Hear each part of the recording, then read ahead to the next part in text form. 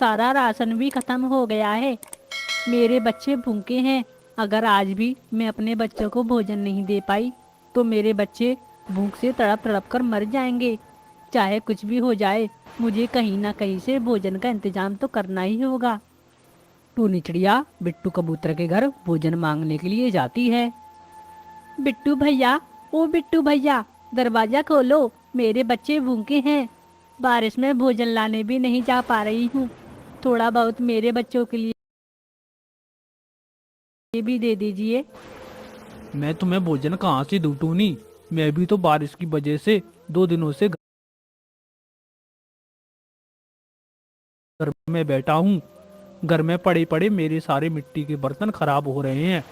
अगर तुम्हें भोजन चाहिए तो मेरे इन बर्तनों को बेच दो, और फिर जो 2 पैसे मिले उससे तुम अपने बच्चों के लिए भोजन खरीद लेना। लेकिन बिट्टू भैया, चारों तरफ तो पानी भरा हुआ है। मैं बर्तनों को बेचने कैसे जाऊंगी? टूनी, तुम अपने घर जाओ। अगर तुम मिट्टी के बर्तन बेचने नहीं जाओगी तो वैसे भी तुम्हारे बच्चे भूख से तड़प तड़प कर मर जाएंगे। मेरी मानो तो बारिश की चिंता मत करो और अपने बच्चों की चिंता करो, और इन मिट्टी के बर्तनों को बेचने चली जाओ। बारिश का मौसम है, मिट्टी के बर्तन हाथों हाथ बिक जाएंगे। ठीक है बिट्टू भैया, आप कहते हैं तो मैं बर्तन बेचने चली जाती हूँ। टूनी मिट्टी के बर्तन लेकर बारिश में बेचने निकल जाती है। मिट्टी के बर्तन ले लो, मिट्टी के बर्तन, सस्ते अच्छे मिट्टी के बर्तन ले लो। टूनी की आवाज सुनकर गौरी कौवी अपनी खिड़की से आवाज लगाती है। अरे वाह, इस बारिश में तो मिट्टी के बर्तन में खाना खाने में मजा आ जाएगा। अरे बर्तन वाली, इधर तो लेकर आ बर्तन। पक्के तो है ना ये बर्तन? हाँ गौरी बहन, ये मिट्टी के बर्तन बहुत मजबूत हैं। देख लो तुम खुद ही, बारिश में भी कैसे टिके हैं। आप एक बार खरीद कर तो देखें। इस बारिश में मिट्टी के बर्तनों में खाना खाने से सेहत बनी रहती है। फिर शाम हो जाती है। टूनी चिड़िया सारे बर्तन बेच देती है और सारे पैसे ले जाकर बिट्टू कबूतर को दे देती है। अरे वाह टूनी, तूने तो बहुत ही जल्दी सारे बर्तन बेच दिए। ये लो पैसे, और ये 2 मिट्टी के बर्तन भी रख लो। तुम अपने बच्चों को इसमें खाना खिला देना। टूनी पैसे और बर्तन लेकर वहां से चली जाती है।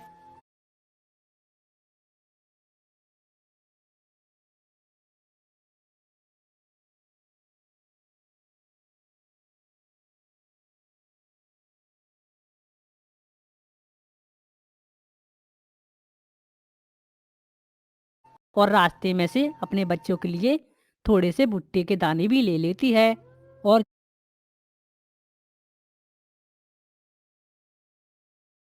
जब वो घर पहुंचती है तो उसका घर तो वहां था ही नहीं। तेज बारिश में उसका घर टूटकर बह चुका था। दोनों बच्चे पास के पेड़ पर बैठकर रो रहे थे। मम्मा मम्मा, अपना घर बारिश में टूटकर बह गया मम्मा। बच्चों, तुम लोग सुरक्षित तो हो ना? तुम्हें कहीं चोट तो नहीं लगी? नहीं मम्मा, हमें कहीं चोट नहीं लगी, लेकिन हमारा घर टूट गया। हम अब कहाँ रहेंगे मम्मा? अभी तुम लोग घर की चिंता मत करो। ये लो, कुछ दाने खा लो। इसे खाकर अपनी भूख मिटाओ। तभी वहां से एक परी गुजर रही थी। वो उस बेसहारा माँ को देखकर वहीं पर रुक जाती है। क्या हुआ चिड़िया रानी, तुम उदास क्यों हो और तुम्हारे बच्चे रो क्यों रहे हैं?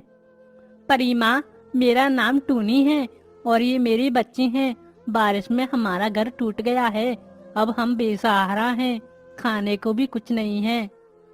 उस बेसहारा माँ की बातें सुनकर परी अपनी जादुई छड़ी से उन्हें जादुई फल के बीज देती है। टूनी उस जादुई बीजों को मिट्टी में दबा देती है। 2 दिनों बाद जब बारिश रुकती है, तब वो अगले दिन अपने बच्चों के साथ उस जादुई बीज को जहाँ दबाई थी उसे देखने के लिए जाते हैं। तो वो उन्हें देखकर हैरान रह जाते हैं। वहाँ पर एक बड़ा पेड़ था जिस पर सभी तरह के फल लगे हुए थे, और उसी पेड़ की डाल पर मिट्टी का एक घर भी था। ये देखकर टूनी और उसके बच्चे बहुत खुश हो जाते हैं। तभी टूनी की बेटी पिंकी कहती है, मम्मा मम्मा, वो देखो, हमारे इस फलों के पेड़ पे एक घर भी है। हाँ बेटा, मैं भी देख रही हूँ। चलो पास जाकर देखते हैं। वो खुशी खुशी उस जादुई मिट्टी के घर में जाकर रहने लगते हैं। अब उनके पास ना तो भोजन की कमी थी और ना ही रहने की दिक्कत थी। अब वो अपनी जिंदगी हंसी खुशी बिताने लगते हैं। ये कहानी रामपुर के जंगल की है, जहाँ पर एक बहुत ही प्यारी सी रानू चिड़िया रहा करती थी। रानू चिड़िया एक अनाथ थी। रानू चिड़िया के दिन बहुत ही गरीबी में गुजर रहे थे। उसे 2 वक्त का खाना भी बड़ी मुश्किल से मिलता था। एक दिन सभी पंछी अपने माता पिता के साथ अपने घोंसले में बैठे थे और बातें कर रहे थे, और टूनी चिड़िया उन्हें देखकर सोचने लगती है, हे भगवान, मैं कैसी चिड़िया हूँ। मैंने माता पिता का प्यार तो छोड़ो, उनकी शक्ल भी नहीं देखी। मुझे तो 2 वक्त की रोटी भी बहुत मुश्किल से मिलती है। अमीर पंछियों के घर में काम करना पड़ता है और उनके ताने भी सुनने पड़ते हैं, तब जाकर कुछ दाने पानी का इंतजाम होता है। तभी उसे याद आता है कि उसे कालू सेठ के यहाँ काम करने जाना है। आज तो मेरी तबीयत भी बहुत खराब है, लेकिन आज मैं कालू सेठ के घर नहीं गई तो वो मेरे पैसे काट लेंगे, और वैसे भी मेरे ऊपर कितना कर्ज है। अगर पैसे पूरे नहीं मिले तो घर का खर्च चलाने के लिए मुझे और उधार लेना पड़ेगा, और अब मुझे कोई उधार भी नहीं देता। ऐसा सोचकर रानू चिड़िया कालू सेठ के यहाँ पर काम करने के लिए चली जाती है। अरे रानो, तुम आ गई। तुमसे कितनी बार कहा है टाइम पर आया करो, लेकिन तुम हो कि सुनती ही नहीं। अब तो ये तुम्हारा रोज रोज का नाटक हो गया है। कल से तुम्हें काम पर आने की कोई जरूरत नहीं। अब जाओ यहाँ से। नहीं नहीं सेठ जी, अगली बार ऐसा नहीं होगा सेठ जी। रानू चिड़िया बहुत विनती करती है, लेकिन कालू सेठ उसकी एक भी नहीं सुनता और उसे काम से निकाल देता है। बेचारी रोते रोते रानू चिड़िया अपने घोंसले में लौट आती है। हे भगवान, अब तो मकान मालिक भी आने वाले हैं। अगर मैंने आज उनका किराया नहीं दिया तो वो मुझे घर से बाहर निकाल देंगे। हे भगवान, अब मैं क्या करूं? एक तरफ मेरी नौकरी चली गई और दूसरी तरफ घर का किराया है। अब तो मेरा यह घोंसला भी चला जाएगा। तभी वहां पर बिट्टू कबूतर मकान का किराया लेने आ जाता है। टूनी, पिछले 3 महीने का किराया निकाल, और मैं आज तेरा कोई बहाना नहीं सुनने वाला। आज तो मैं पैसे लेकर ही जाऊंगा, नहीं तो तुझे तेरे सामान के साथ इस घर से बाहर निकाल दूंगा। कह देता हूँ। काका, मुझे बस थोड़ा सा समय और दे दीजिए, मैं आपका किराया चुका दूंगी। भगवान के लिए मुझे इस घर से बाहर मत निकालें। मेरा इस दुनिया में कोई नहीं है, मैं कहाँ जाऊंगी। लेकिन बिट्टू कबूतर रानू की एक नहीं सुनता और उसको घर से बाहर निकाल देता है। अब मैं क्या करूं? मेरे पास तो अपना सर छुपाने के लिए कोई भी जगह नहीं है। मेरे पास तो किराए के लिए भी पैसे नहीं हैं। काश मैं अपना एक छोटा सा घर बना पाती। फिर रानू चिड़िया रोने लगती है, और उसके रोने की आवाज़ सुनकर वहाँ पर एक जादुई लाल परी आती है। क्या हुआ चिड़िया, तुम रो क्यों रही हो? अगर तुम्हें कोई परेशानी है तो मुझे बताओ, मैं उसे दूर जरूर करूंगी। फिर रानो लाल परी को अपनी सारी दुख भरी कहानी सुनाती है।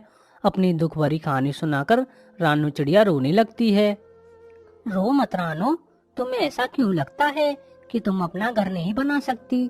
तुम्हारा घर बनाने में मैं तुम्हारी मदद करूंगी। चलो आ जाओ, अभी तुम्हारा घर बनाने के लिए कुछ सामान लेकर आती हैं। फिर वो जादुई लाल परी रानो को नदी के किनारे ले जाती है और एक सुनहरी मिट्टी के ढेर के पास ले जाकर उससे कहती है, रानू चिड़िया, तुम इस मिट्टी में से थोड़ी सी मिट्टी ले लो। इस सुनहरी मिट्टी से मैं तुम्हारे लिए घोंसला बनाऊंगी। लेकिन ये कौन सी जगह है लाल परी? मैं यहाँ पर पहले कभी नहीं आई। मैंने पहली बार इतनी चमकदार मिट्टी को देखा है। रानो, तुम ये समझ लो कि ये मिट्टी तुम्हारा घर बनाने के लिए है।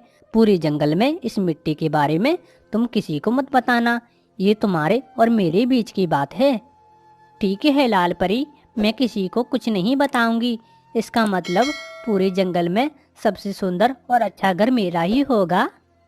हाँ, मैं हूँ ना। इस पूरे जंगल में सबसे अच्छा घर तुम्हारा ही होगा।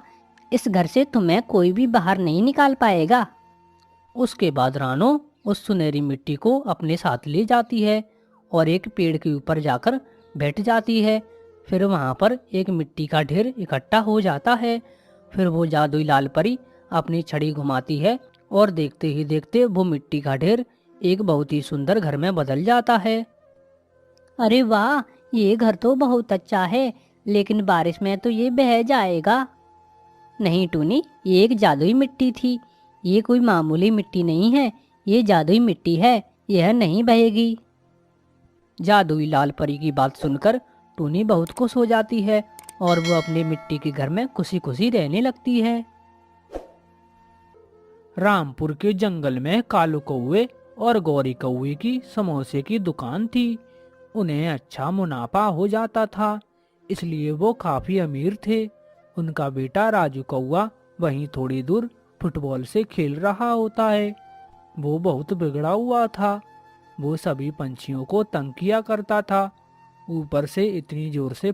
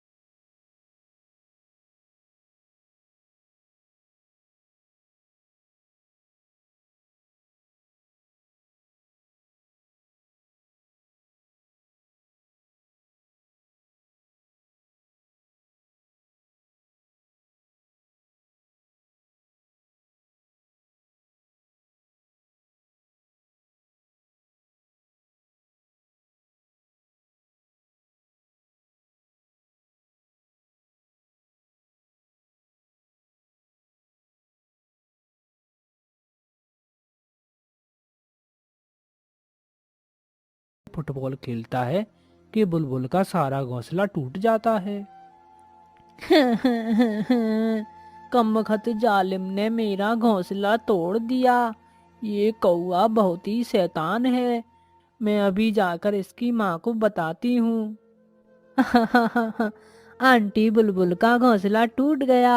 आंटी बुलबुल का घोंसला टूट गया। बुलबुल जल्दी से उड़कर राजू कौवे की मम्मी गौरी के पास जाती है, जो पहले से ही अपने पति कालू कौवे से लड़ाई कर रही थी। मैंने तुमसे कहा था आग कम रखो, सारे समोसे जलाकर रख दिए।